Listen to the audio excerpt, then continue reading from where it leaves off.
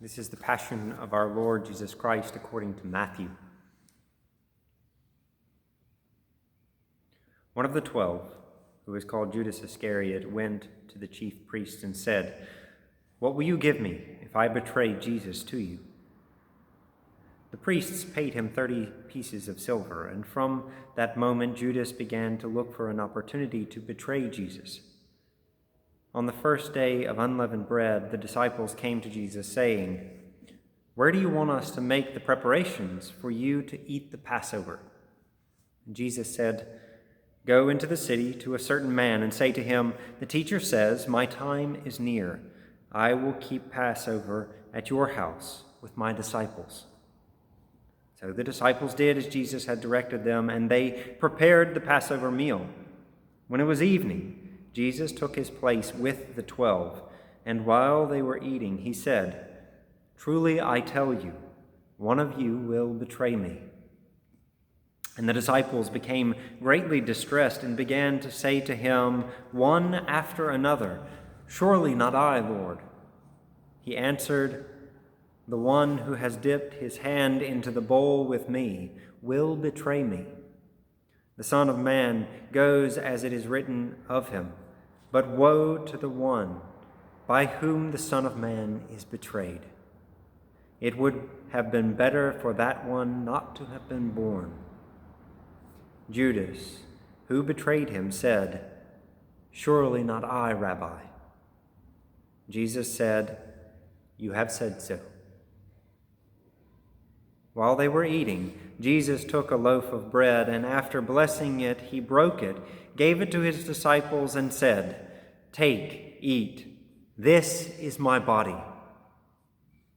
Then he took a cup, and after giving thanks, he gave it to them, saying, "Drink from it, all of you, for this is my blood of the covenant, which is poured out for many for the forgiveness of sins. I tell you, I will never again drink of this fruit of the vine until that day when I drink it new with you in my Father's kingdom." When they had sung the hymn, they went out to the Mount of Olives. Then Jesus said to his disciples, "You will all become deserters because of me this night, for it is written, 'I will strike the shepherd, and the sheep of the flock will be scattered.' But after I am raised up, I will go ahead of you to Galilee." Peter said to him, "Though all become deserters because of you, I will never desert you." Jesus said to him, "Truly I tell you, this very night, before the cock crows, you will deny me 3 times. Peter said to him, "Even though I must die with you, I will not deny you." And so said all the disciples. Then Jesus went with his disciples to a place called Gethsemane, and he said to them, "Sit here while I go over there and pray." He took with him Peter and the 2 sons of Zebedee and began to be grieved and agitated. Then he said to them, "I am deeply grieved, even to death. Remain here and stay awake with me." And going a little farther, Jesus threw himself on the ground and prayed, "My Father, if it is possible, let this cup pass from me, yet not what I want, but what you want." Then he came to the disciples and found them sleeping, and he said to Peter, "So, could you not stay awake with me 1 hour? Stay awake and pray that you may not come into the time of trial. The spirit indeed is willing, but the flesh is weak." Again, Jesus went away for the 2nd time and prayed, "My Father, if this cannot pass unless I drink it, your will be done." Again, Jesus came and found the disciples sleeping, for their eyes were heavy. So, leaving them again, he went away and prayed for the 3rd time, saying the same words. Then he came to the disciples and said to them, "Are you still sleeping and taking your rest? See, the hour is at hand, and the Son of Man is betrayed into the hands of sinners. Get up, let us be going. See, my betrayer is at hand." While Jesus was still speaking, Judas, one of the 12, arrived. With him was a large crowd with swords and clubs from the chief priests and the elders of the people. Now the betrayer had given the crowd a sign, saying, "The one I will kiss is the man, arrest him."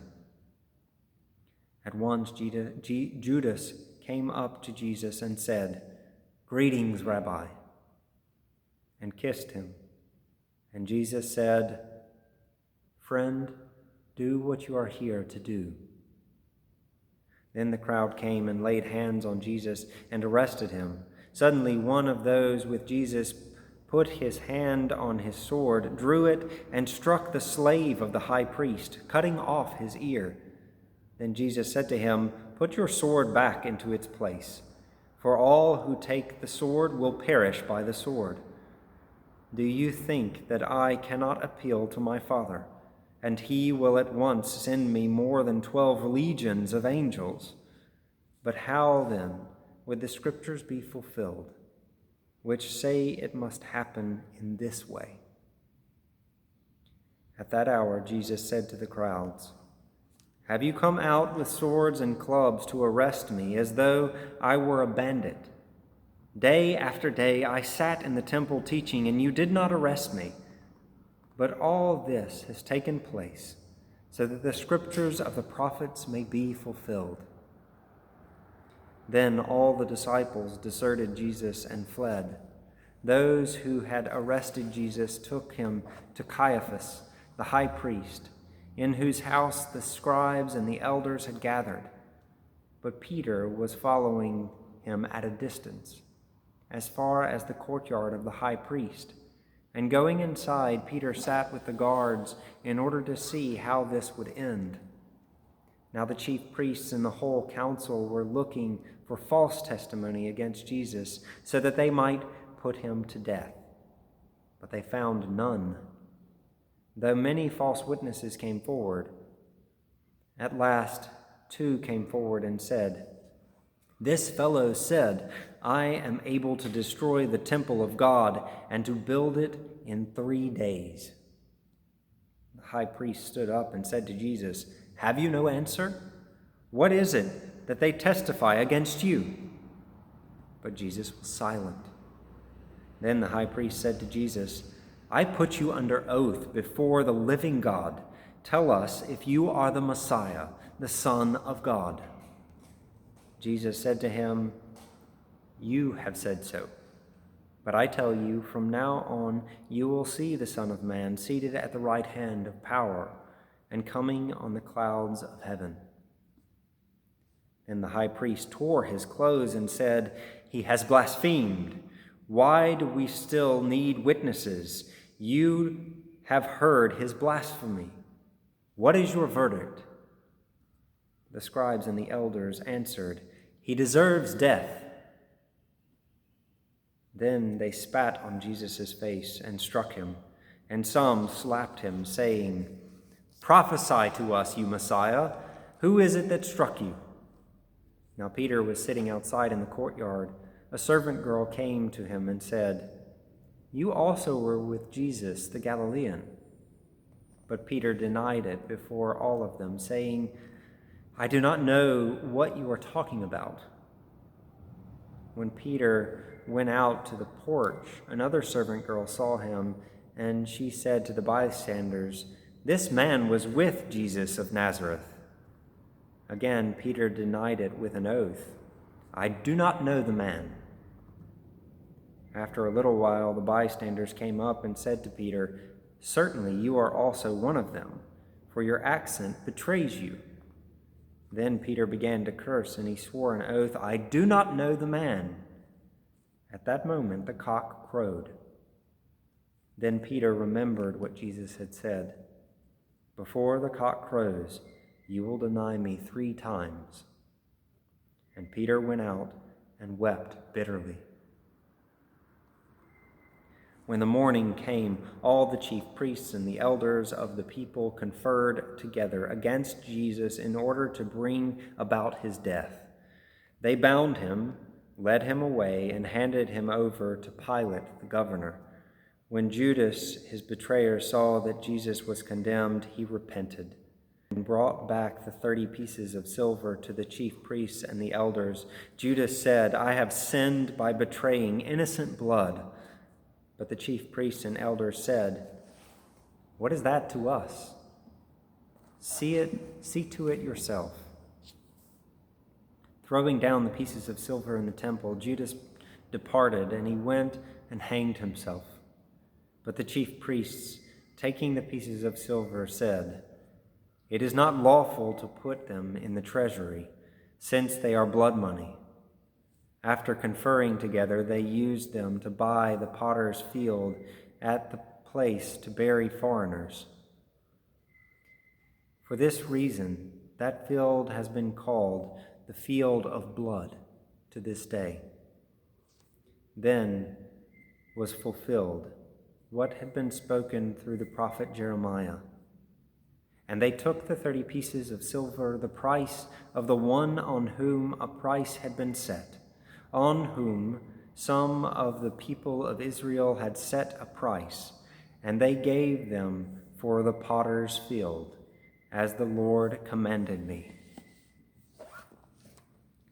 Now Jesus stood before the governor, and the governor asked him, "Are you the king of the Jews?" Jesus said, "You say so." But when Jesus was accused by the chief priests and elders, they did not answer. Then Pilate said to him, "Do you not hear how many accusations they make against you?" But Jesus gave him no answer, not even to a single charge, so that the governor was greatly amazed. Now, at the festival, the governor was accustomed to release a prisoner for the crowd, anyone whom they wanted. At that time, they had a notorious prisoner called Jesus Barabbas. So, after they had gathered, Pilate said to the crowd, "Whom do you want me to release for you, Jesus Barabbas or Jesus, who is called the Messiah?" For Pilate realized that it was out of jealousy that the chief priests and the elders had handed Jesus over. While Pilate was sitting on the judgment seat, his wife sent word to him, "Have nothing to do with that innocent man, for today I have suffered a great deal because of a dream about him." Now the chief priests and the elders persuaded the crowds to ask for Barabbas and to have Jesus killed. The governor again said to them, "Which of the two do you want me to release for you?" And the crowd said, "Barabbas." Pilate said to them, "Then what should I do with Jesus, who is called the Messiah?" All of them said, "Let him be crucified." Then Pilate asked, "Why? What evil has he done?" But the crowd shouted all the more, "Let him be crucified." So when Pilate saw that he could do nothing, but rather than a riot was beginning, he took some water and washed his hands before the crowd, saying, "I am innocent of this man's blood. See to it yourselves." Then the people as a whole answered, "His blood be on us and on our children." So Pilate released Barabbas for them, and after flogging Jesus, he handed him over to be crucified. Then the soldiers of the governor took Jesus into the governor's headquarters, and they gathered the whole cohort about him.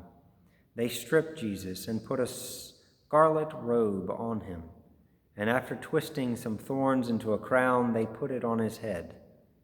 They put a reed in his right hand and knelt before him and mocked him, saying, "Hail, King of the Jews!" They spat on Jesus and took the reed and struck him on the head. After mocking him, they stripped him of the robe and put his own clothes on him. Then they led him away to be crucified. As they went out, the soldiers came upon a man from Cyrene named Simon. They compelled this man to carry Jesus' cross. And when the soldiers came to a place called Golgotha, which means place of the skull, they offered Jesus wine to drink, mixed with gall. But when he tasted it, he would not drink it. And when the soldiers had crucified Jesus, they divided his clothes among themselves by casting lots. Then they sat down there and kept watch over him. Over Jesus' head they put the charge against him, which read, "This is Jesus, the King of the Jews." Then 2 bandits were crucified with Jesus, one on his right and one on his left. Those who passed by derided him, shaking their heads and saying, "You who would destroy the temple and build it in 3 days, save yourself. If you are the Son of God, come down from the cross." In the same way, the chief priests also, along with the scribes and elders, were mocking Jesus, saying, "He saved others, he cannot save himself. He is the King of Israel. Let him come down from the cross now, and we will believe in him. He trusts in God. Let God deliver him now, if God wants to, for this man said, 'I am God's son.'" The bandits who were crucified with Jesus also taunted him in the same way. From noon on, darkness came over the whole land until 3 in the afternoon. And about 3 o'clock, Jesus cried with a loud voice, "Eli, Eli, lama sabachthani?" That is, my God, why have you forsaken me?" When some of the bystanders heard it, they said, "This man is calling for Elijah." At once one of them ran and got a sponge, filled it with sour wine, put it on a stick, and gave it to him to drink. But the others said, "Wait, let us see whether Elijah will come to save him." Then Jesus cried out with a loud voice and breathed his last.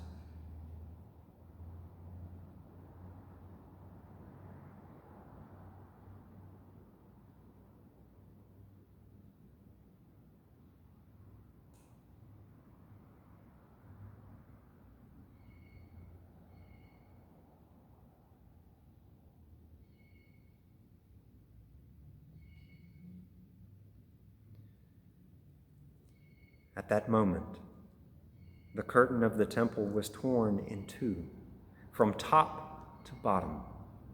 The earth shook, and the rocks were split. The tombs also were opened, and many bodies of the saints who had fallen asleep were raised. After his resurrection, they came out of the tombs and entered the holy city and appeared to many. Now, when the centurion and those with him who were keeping watch over Jesus saw the earthquake and what took place, they were terrified and said, "Truly this man was God's Son." Many women were also there, looking on from a distance. They had followed Jesus from Galilee and had provided for him. Among them were Mary Magdalene and Mary, the mother of James and Joseph, and the mother of the sons of Zebedee. When it was evening, there came a rich man from Arimathea named Joseph, who was also a disciple of Jesus. Joseph went to Pilate and asked for the body of Jesus. When Pilate ordered it to be given to him, so Joseph took the body and wrapped it in a clean linen cloth and laid it in his own new tomb, which had been hewn in the rock. Joseph then rolled a great stone to the door of the tomb and went away. Mary Magdalene and the other Mary were there, sitting opposite the tomb. The next day, that is, after the day of preparation, the chief priests and the Pharisees gathered before Pilate and said, "Sir, we remember what that impostor said while he was still alive. He said, 'After 3 days, I will rise again.' Therefore, command the tomb to be made secure until the 3rd day. Otherwise, Jesus' disciples may go and steal him away and tell the people he has been raised from the dead. And the last deception would be worse than the first."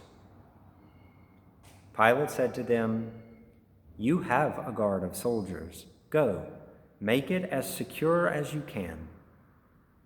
So they went with the guard and made the tomb secure by sealing the stone. The Gospel of the Lord. Praise to you, Lord Christ.